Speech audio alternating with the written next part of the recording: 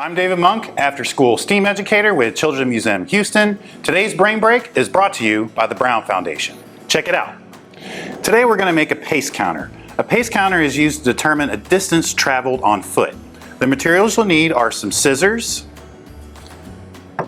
13 beads, any color will do, some 550 cord, also known as parachute cord, and a ruler.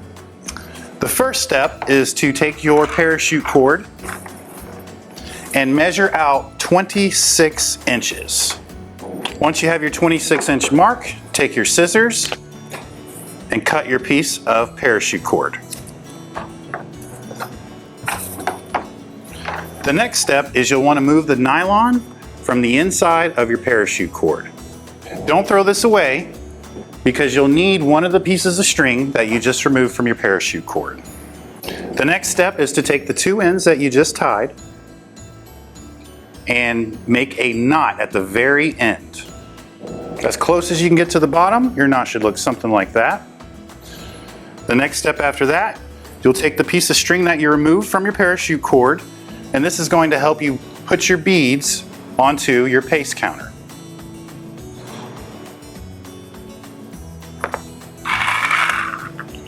So take the two pieces of nylon string, make sure they're aligned, take one bead at a time, slide it onto your pieces of nylon string until you get to the very end, pull it tight, and slide the bead all the way down. Continue this until you have 9 beads on your parachute cord. Once you have your 9 beads attached to your parachute cord, the next step is to take 2 fingers length, place them at the top of the beads, and tie another knot. Make sure you have some room for the beads to slide up and down. Once you've tied your knot,